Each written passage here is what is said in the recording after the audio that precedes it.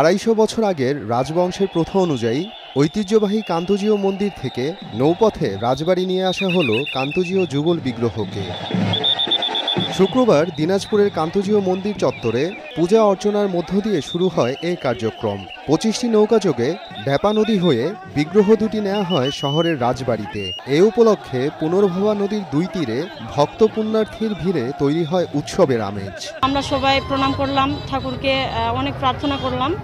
তো কান্তজি ঠাকুর ভালোভাবে চলে গেল, তো ভালোভাবে যেন ফিরে আসে। আবার আশীর্বাদ করি যেন শ্রীকৃষ্ণ ভালো ভালো রাজবাড়িতে পৌঁছান এবং তিনিও যেন আমাদের জন্য आशीर्वाद करें যেন আমরাও যেন ভালো থাকি। हाँ, कांताजू के बारे में कई साल 10 साल पहले 2015 में ही सुना था कि यहाँ से जन्माष्टमी का उत्सव बड़े धूमधाम से बड़े अच्छे से मनाया जाता है।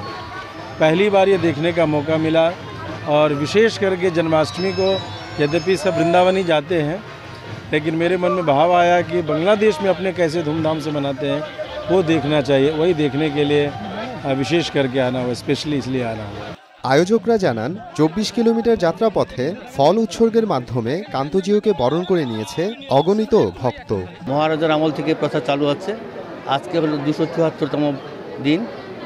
প্রতি বছর আমরা জন্মাষ্টমীর আগে এই বিগ্রহ নদীপথে নিয়ে যাই রাজবাড়িতে, ওখানে পূজিত হয় এবং রাস পূর্ণিমার একদিন আগে আমরা এখানে নিয়ে আসি। এক মাসব্যাপী মেলা হয়। হাজারো ভক্তের সম্মিলন ঘটায় পর্যাপ্ত নিরাপত্তা ব্যবস্থা নেওয়া হয়েছে বলে জানান পুলিশের এ কর্মকর্তা।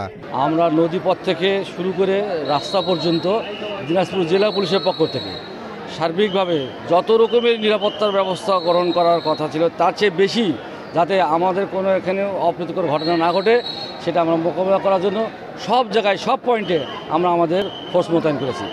ভগবানের আত্মতুষ্টি লাভের আশায় প্রতি বছর হাজার হাজার মানুষের সম্মিলন ঘটে এ আয়োজনে। সময় সংবাদ, দিনাজপুর।